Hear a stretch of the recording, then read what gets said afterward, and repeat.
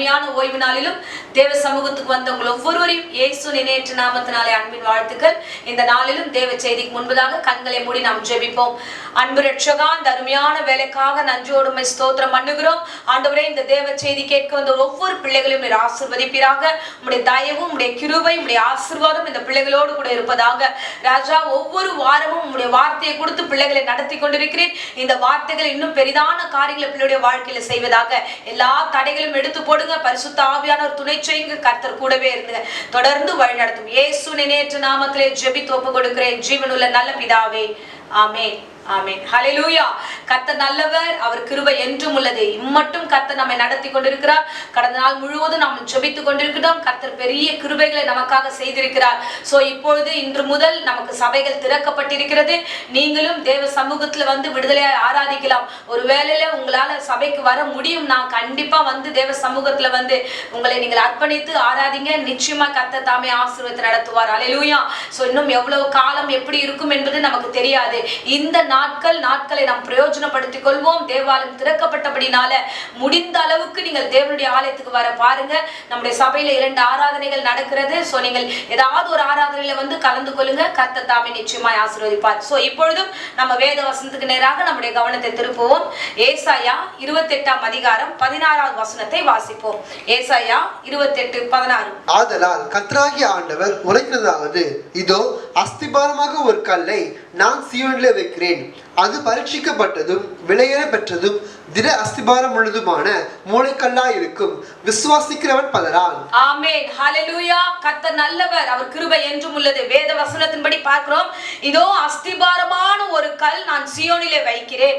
அது எப்பேற்பட்ட கல்லாய் இருக்கிறது என்றால், அது பரீட்சிக்கப்பட்டதும் விலையேற பெற்றதும் அஸ்திபாரம் உள்ளதாகிய கர்த்தரை குறித்து இவ்விதமாய் சொல்லப்பட்டிருக்கு. இயேசு கிறிஸ்து குறித்து இவ்விதமாய் சொல்லப்பட்டிருக்கிறது. நம்முடைய இரட்சகராகிய தேவனை குறித்து சொல்லப்பட்டிருக்கு. அந்த இரட்சகரை நாம் விசுவாசிக்கும் பொழுது நாம் எப்படி இருக்கிறோம் என்று வேதம் சொன்னா, விசுவாசிக்கிறவன் பதறான், அஸ்திபாரத்தை சார்ந்திருக்கிறவன் பதறான், தேவனை சார்ந்திருக்கிறவன் பதறான். அவன் இடறுவதில்லை, அவன் சோர்ந்து போவதில்லை, அவன் பலவீனம் அடைவதில்லை. சோ தேவாதி தேவனை நாம் சார்ந்திருக்கிற பிள்ளைகளா இருக்க வேண்டும். அல்லேலூயா. கர்த்தர் நல்லவர். ஆமென். பாருங்க, விசுவாசிக்கிறவன் பதறான். தேவனை முழு மனதோட முழு உணர்வோட நாம் விசுவாசிக்கிற பிள்ளைகளாக காணப்பட வேண்டும். எப்பொழுது விசுவாசத்தை நாம விட்டுறோம் அப்படின்னா, ஒரு பதட்டமான சூழ்நிலை ஏற்படும் போது, ஒரு பிரச்சனை ஏற்படும் பொழுது, அப்போது அந்த விசுவாசத்துல இருந்து நம்ம வழுகி போயிடுறோம். பாருங்க, நீங்க தேவனை நம்பும் பொழுது பதற வேண்டிய அவசியம் இல்லை. அல்லேலூயா. இன்னைக்கு ஏராளமான பிள்ளைகள் ஏதாவது ஒரு துர்ச்செய்தி கேட்கும் போதோ, ஏதாவது ஒரு சூழ்நிலையான காரியங்கள் வித்தியாசமா நடக்கும் போது பதட்டம் வருகிறது, பயம் வருகிறது. ஐயோ, இது எப்படி நடக்கும், ஐயோ இது எப்படி மாறும், என்ன ஆகுமோ தெரியலையே, நம்ம குடும்பத்துக்கு ஏதாவது ஆபத்தோ இல்ல நமக்கு ஏதாவது நடந்துருமோ அப்படின்னு சில நேரங்களில பதட்டம் அடைஞ்சு பலவீனம் அடைஞ்சு இந்த வேளையில தேவனை விட்டு விலகி போகிறதான சூழ்நிலை நாம் காண்கிறோம். அல்லேலூயா.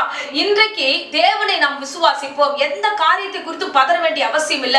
ஒவ்வொரு விஷயம் கேள்விப்படும் போதெல்லாம் பதறுகிறோம். இல்ல, நம்முடைய இரட்சகர் இருக்கிறார், நம் தேவன் இருக்கிறார், கர்த்தர் இருக்கிறார், நம்மை நடத்துவார் என்ற நம்பிக்கையில நீங்கள் கடந்து போங்க. அல்லேலூயா. சில காரியங்கள் பதறின சில காரியங்களை குறித்து நாம் இந்த நாள்ல பார்ப்போம். 2 ராஜாக்கள் 6ஆம் அதிகாரத்துல 8வது வசனத்தை விதமாய் வாசிக்கிறோம்.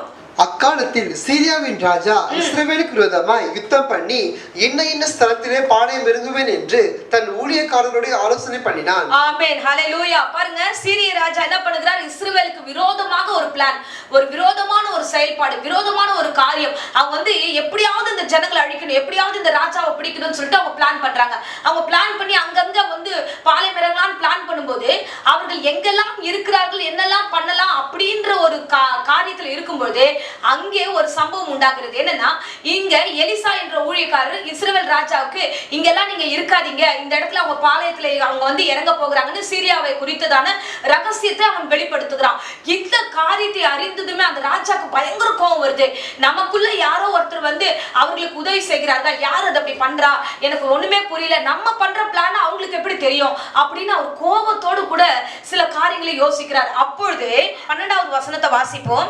அப்பொழுது அவன் ஊழியக்காரன் ஒருவன், அப்படி இல்லை என் ஆண்டவனாகிய ராஜாவே, நீர் உம்முடைய பள்ளி அறையிலே பேசுகிற வார்த்தைகளையும் இஸ்ரவேலுக்கு தீர்க்கதரிசியாக எலிசா இஸ்ரவேல் ராஜாவுக்கு அறிவிப்பான் என்றார். ஆமென், ஹல்லேலூயா. பாருங்க, அப்படி இல்ல ஆண்டவரேன்னு சொல்லிட்டு அவங்க ஊழியக்காரர் சொல்லுகிறான், நீங்க எங்க பேசிக்கிட்டு இருந்தாலும், உங்க வீட்ல இருந்தாலும் சரி, உங்க பெட்ரூம்ல இருந்தாலும் சரி, நீங்க எங்க என்ன வார்த்தை பேசினாலும் அவங்களோடு இருக்கிற தீர்க்கதரிசியாகிய எலிசா அவ எல்லாவற்றையும் அந்த இஸ்ரவேல் ராஜாக்கு சொல்லுகிறாரு.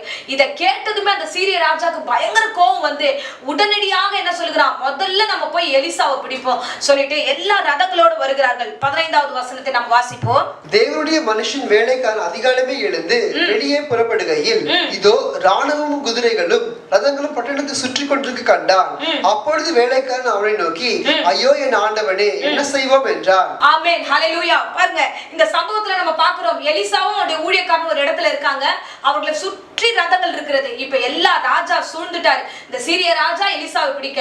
அப்பொழுது அந்த வேலைக்காரன் வெளியே வந்து பார்க்கிறான். எலிசாவுடைய வேலைக்காரன் வந்து வெளியில வந்து பார்த்தா சுத்தி ரதம். உடனே அந்த வேலைக்காரன் சொல்ற வார்த்தை என்ன தெரியுமா, ஐயோ என் ஆண்டவனே, என்ன செய்வோம். இப்போ இருக்கிறது யாரு அப்படின்னா ஒரு மிகப்பெரிய ஊழியக்காரர் எலிசா. அந்த ஊழியக்காரனோடு உடன் ஊழியனாக இவன் கூடவே இருக்கிறான்.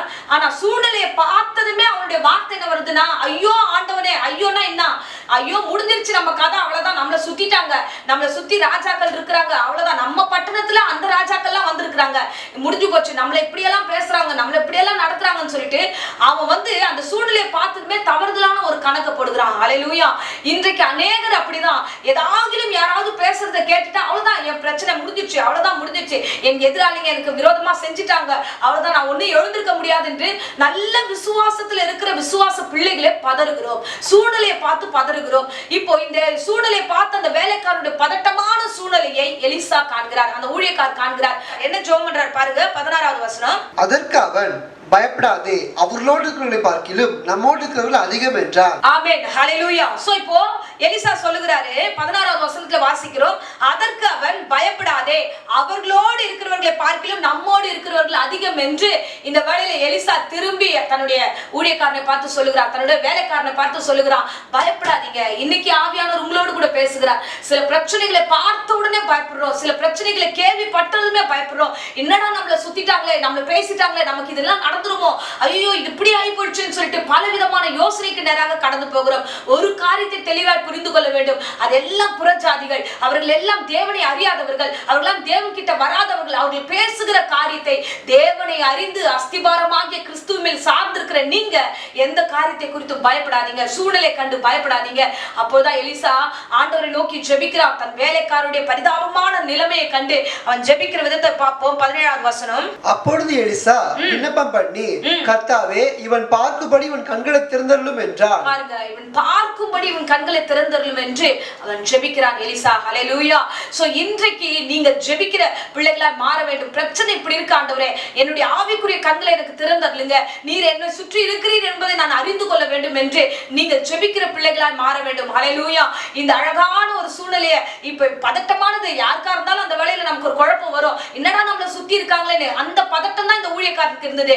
ஆனா அதற்கு மேற்பட்ட ஒரு காரியம், அதற்கு மேற்பட்ட ஒரு காரியத்தை தான் இயேசு கிறிஸ்து நம்ம இடத்துல சொல்லுகிறார். உங்களை சுற்றி நான் இருக்கிறேன், உங்க பக்கத்துல நான் இருக்கிறேன், நீங்க எதை குறிச்சும் பயப்படாதீங்க. பாருங்க, சீஷர்களோடு கூட அவர் படகுல போகிறார், அவர்களோடு கூட தான் இருக்கிறார். கடல் சூழ்ந்திருக்கிற இடத்துல பெரிய கொந்தளிப்பு வருகிறது, பெரிய பிரச்சனை வருது, அந்த படகு முழுகி போகத்தக்கதாக பிரச்சனை இருக்குது. ஆனாலும் அந்த சீஷர்கள் விசுவாசிக்கல, கர்த்தர் நம்மோடு இருக்கிறாரே, அவருக்கும் தான் இந்த சேதம் வரும் அப்படின்றத அவங்க யோசிக்கவே இல்லை. இயேசு கிறிஸ்து எழுந்துன்னு சொல்லுகிறார், அந்த கடலை பார்த்து அமைதலாயிரு, இறையாதேன்னு சொல்லி அதை அடக்குகிறவர் கூட இருக்கிறார், எழுந்து அடக்கவும் செய்கிறார். விசுவாசியா இருக்கிற சீஷர்களா இருக்கிறவர்கள் பயப்படுகிறார்கள், சூழ்நிலை கண்டு பயப்படுகிறார்கள், கர்த்தர் தன்னோடு இருக்கிறதை மறந்து விட்டார்கள். ஹல்லேலூயா. அதேதான் இந்த கேயாசியும் தன் கூட இருக்கிற ஊழியரை அவன் மறந்துட்டான். எலிசா எவ்வளவு பெரிய ஊழியர், அவரை கர்த்தர் நடத்தி கொண்டு இருக்கிறாரு, எத்தனையோ அற்புதங்கள் நடக்கிறதே, நம்ம ஏன் பயப்படணும், தேவன் நம்மோடு இருக்கிறான்ற உணர்வு அந்த இடத்துல அவனுக்கு இல்லாமல் போய்விட்டது. ஹல்லேலூயா.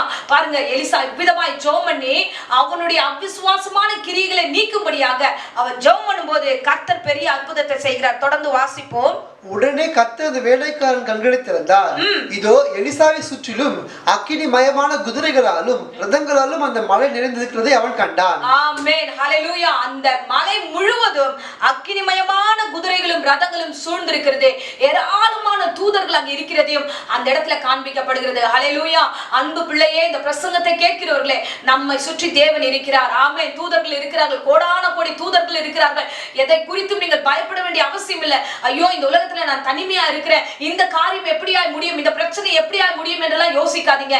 தேவன் உங்களோடு இருக்கிறார். அதனாலதான் வசனத்தை சொல்கிறது, விசுவாசிக்கிறோம் பதறான், எதை குறிச்சும் பயப்பட வேண்டாம். பாருங்க, தானியேல்ல நம்ம வாசிக்கிறோம், சாத்ராக் மேஷாக்கை பார்க்கிறோம். அவங்க அக்கினி சூளையில போடும்போது அவர்கள் தைரியமா இருந்தாங்க. ஒரு அருமையான வார்த்தை சொல்றாங்க, எங்கள் தேவனாகிய கர்த்தர் எங்களை தப்புவித்தாலும் சரி, தப்புவிக்காமல் போனாலும் சரி, எங்கள் தேவனை நாங்கள் மறுதலிக்க மாட்டோம், உமக்கு நாங்கள் வணங்க மாட்டோம் என்று தைரியமான வார்த்தைகளை பேசினார்கள்.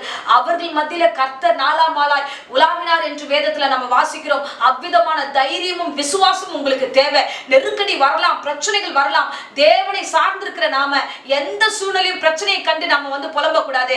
இந்த எலிசா எப்படிப்பட்டவராக இருக்கிறார்? தேவ மனுஷனாக சொன்ன வார்த்தைகளை கர்த்தர் அவ்விதமாய் நடத்தி கொண்டிருக்கிறார். அவனோடு இருக்கிற இந்த ஊழியருடைய மனநிலைமை தான் இன்னைக்கு அநேகர் மத்தியில் இருக்கிறது. பதட்டப்படாதீங்க, பலவீனம் அடையாதீங்க, சூழ்நிலை கண்டு பிரச்சனையை கண்டு நீங்க ஒதுங்கிறாதீங்க. இல்ல, கர்த்தர் உங்களோடு இருக்கிறார், கர்த்தர் உங்களை சுற்றி இருக்கிறார், அக்கினிமயமான ரதங்களோடு இருக்கிறார். இன்றைக்கும் உங்களை காத்துக்கொள்ள அவர் வல்லமுள்ள தெய்வமா இருக்கிறார். ஹல்லேலூயா. எப்பேற்பட்ட பிளான் போட்டாலும் சரி, எப்பேற்பட்ட தந்திரமான சூழ்நிலைகளை கடந்து வந்தாலும் சரி, நீங்க எதை குறித்தும் பயப்பட வேண்டிய அவசியம் இல்லை. ரட்சகராகிய கர்த்தர் உங்களோடு இருக்கிறார். விசுவாசிக்கிற நீ, ஆண்டவரை நம்புகிற நீ எதை குறிச்சும் பயப்பட வேண்டிய அவசியம் இல்லை. அவர்கள் குழம்பி போகத்தக்கதான் கர்த்தர் காரியங்களை மாற்றுவார். 11வது வசனத்துல வாசிக்கிறோம், அந்த காரியத்தின் நிமித்தமாக சீரியா ராஜாவுடைய இருதயம் குழம்பினது. என்னடா இது, இவர்களை பிடிக்கலாம் போனா முடியலன்னு சொல்லிட்டு பல குழப்பங்களை எதிராளிக்கு கர்த்தர் கொடுப்பார். ஆமென். சோ நீங்க இருந்த வண்ணமாக தேவனை சார்ந்து கொள்ளுங்க, தேவனை பற்றி கொள்ளுங்க. சூழலை கண்டு பயப்படாதீங்க. ரட்சகர் உங்களோடு இருந்து பெரிய காரியங்களை செய்வார். ஆமென். இந்த நாளிலும் உங்களை நடத்துகிறவர் இனி வரும் நாளெல்லாம் நடத்துவார். வரும் நாட்கள் எல்லாம் பதட்டம் இல்லாம கூலா இருங்க. தேவ சமூகத்துல அர்ப்பணிங்க. தேவனை நோக்கி முழங்கால் படியிடுங்க. உங்களை சுற்றி கர்த்தர் தூதர்களை கொண்டு பாதுகாத்து நடத்த அவர் வல்லமுள்ள தெய்வமா இருக்கிறார். ஆமென். சோ இப்பொழுதும் அடியேன் உங்களுக்காக ஜெபிக்கிற இருந்த இடங்களை கண்களை மூடி நாம் ஜெபிப்போம். கர்த்தர் நல்லவர். நன்றி ஆண்டவரே, நன்றி கர்த்தாவே. இயேசுவே, உமக்கு நன்றி செலுத்துகிறோம் ஆண்டவரே. உம்மை விசுவாசிக்கிறவர்கள் ஆண்டவரே அப்பா பதறான் என்று வேதம் சொல்லுகிறதே. உம்மை நம்பி இருக்கிற பிள்ளைகள் ஆண்டவரே, இந்த பிரசங்கத்தை கேட்டுக்கொண்டிருக்கிற பிள்ளைகள் சூழ்நிலை கண்டு பதறாதபடிக்கு இவர்களை பாதுகாத்துக் கொள்வீராக ஆண்டவரே. அது ஆபீஸ் ஆகட்டும், வீடு ஆகட்டும் ஆண்டவரே, எந்த இடமா இருந்தாலும் சூழ்நிலைகளை ஆண்டவரே இவர்களுக்கு விரோதமா இருந்தால் எல்லாவற்றையும் மாற்றி போடுவீராக ஆண்டவர். தாமே பொறுப்பெடுத்துக் கொள்ளுங்க. பிள்ளைகளோடு கூட இருப்பீராக ஆண்டவரே. சின்ன சின்ன காரியத்தை கண்டு பயந்து கொண்டு இருக்கிறாங்களே, சின்ன சின்ன விஷயத்தை கண்டு ஆண்டவரை பதறுகிறார்களே, ஐயோ இவர்கள் என் இடத்துல இப்படியா பேசுகிறார்கள், ஐயோ எனக்கு விரோதமாக இதெல்லாம் நடக்குது என்று ஆண்டவரை பயத்தோட கலக்கத்தோட வேதனையோடு இருக்கிறவர்களுக்கு நீர் உறுதுணையா இருந்து வழி நடத்துவீராக ஆண்டவரே. உமக்கு ஸ்தோத்திரம். பிள்ளைகளுக்கு விரோதமாக ஒரு வழியாய் வருகிறவர்கள் 7 வழியாய் கடந்து போகத்தக்கதாய் அடியேன் ஜெபிக்கிறேன். கர்த்தர் அற்புதங்களை காண செய்யும். ஸ்தோத்திரம், ஸ்தோத்திரம். விசுவாசத்தோட ஜெபம்னுங்க, விசுவாசத்தோட தேவ சமூகத்துல முழங்கால் படியிடுங்க. அவரை மாத்திரம் சார்ந்து கொள்ளுங்க. கர்த்தர் உங்களை வழி நடத்த வல்லமுள்ள தெய்வமாய் இருக்கிறார். நன்றி ஆண்டவரே, நன்றி அப்பா, நன்றி ஆண்டவரே. Thank you Jesus. Hallelujah. நன்றி, நன்றி, நன்றி ஆண்டவரே.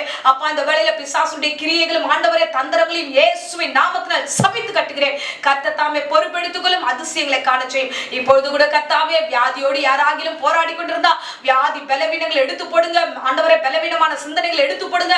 கர்த்தர் உறுதுணையா இருந்து ஆசீர்வதிப்பீராக. தொடர்ந்து வழி நடத்தும் தேவரே. இன்றைய வயது வசனத்தின்படியே கர்த்தாவே, உம்மை விசுவாசிக்கிற பிள்ளைகள் பதறாதபடிக்கு இவர்களை சூழ பாதுகாத்து வழி நடத்தும், காத்துக்கொள்ளும். இயேசுவின் நேற்று நாமத்திலே ஜெபித்து ஒப்பு கொடுக்கிறேன் ஜீவனுள்ள நல்ல பிதாவே. ஆமென், ஆமென். Praise the Lord. God bless you.